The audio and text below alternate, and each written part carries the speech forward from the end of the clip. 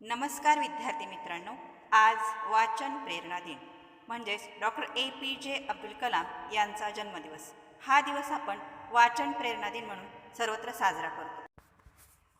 आपल्या असामान्य कार्यकर्तृत्वाने वर्तमानाबरोबरच पुढील पिढ्यांसाठीही प्रकाशवाटा निर्माण करणारी काही माणसे भारतभूमीवर जन्माला आली. अचल ध्येयवाद व दीर्घ कर्मवादाने भारावलेले असामान्य माणसाचे जीवन आपल्यासाठी आदर्शवत असते. साऱ्या भारत देशातील विद्यार्थी व युवकांसाठी आदर्शाचा दीपस्तंभ ठरावा अशी अतुलनीय व्यक्ती म्हणजेच डॉक्टर APJ अब्दुल कलाम होय.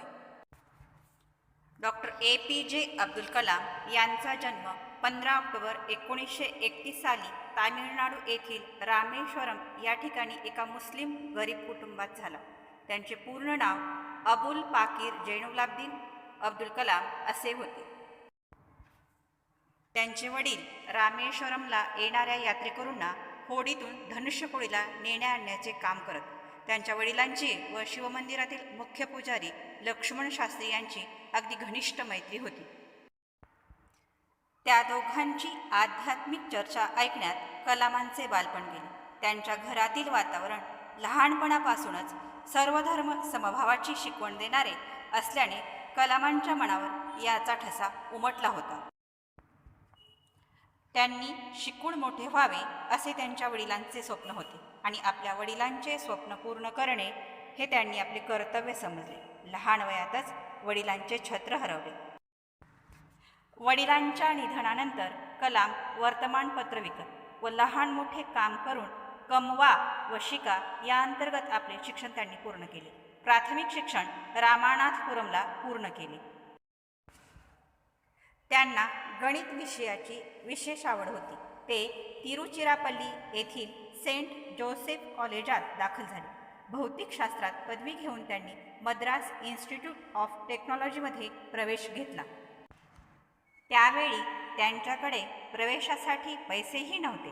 तेव्हा त्यांच्या बहिणीने स्वतःचे दागिने गहाण ठेवून त्यांना पैसे दिले. या संस्थेतून एरोनॉटिक्सचा डिप्लोमा पूर्ण करून त्यांनी उड्डाणाच्या क्षेत्रात जीवन व्यतीत करण्याचे ठरविले.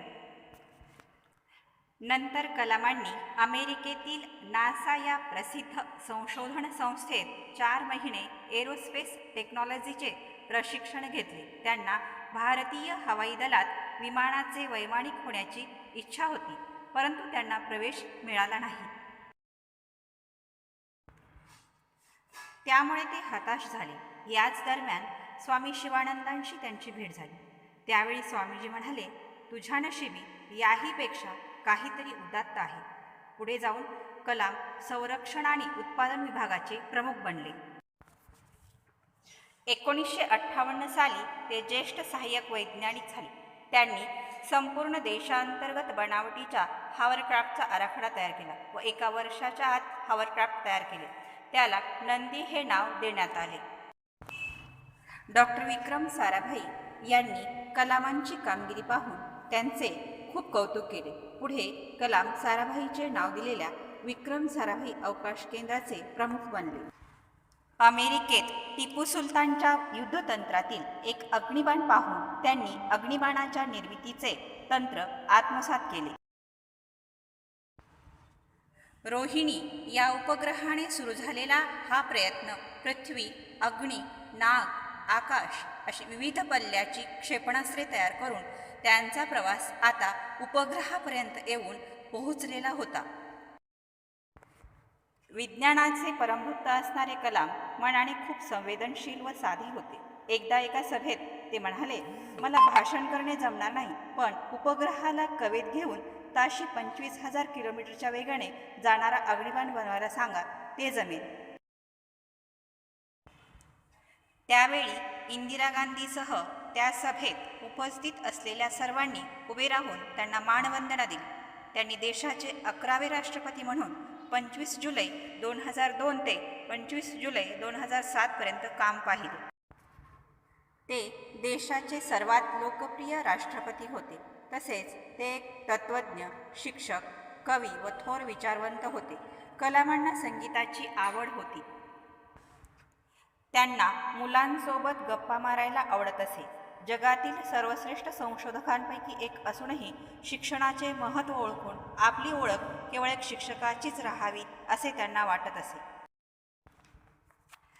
शिक्षकांची राष्ट्रनिर्माणातील भूमिका अतुलनीय असते असे ते म्हणत. त्यांना वाचनाची फार आवड होती. वाचनातून मला आनंद मिळतो असे ते म्हणत.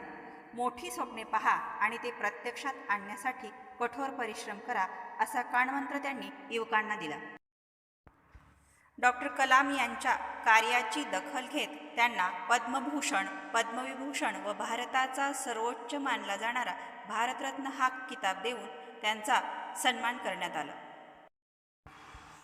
त्यांच्या या महान कार्याचा गौरव करण्यासाठी तसेच त्यांच्या स्मृतीला अभिवादन करण्यासाठी त्यांची जयंती म्हणजेच 15 ऑक्टोबर हा दिवस राज्यातील सर्व शाळा कॉलेजात वाचन प्रेरणा दिन म्हणून साजरा केला जातो.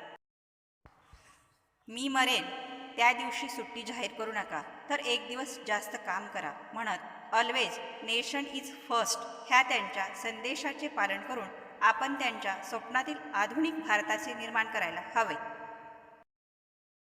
भारताचे माजी राष्ट्रपती व missile man doctor APJ Abdul Kalam यांना विनम्र अभिवादन करते. जय हिंद.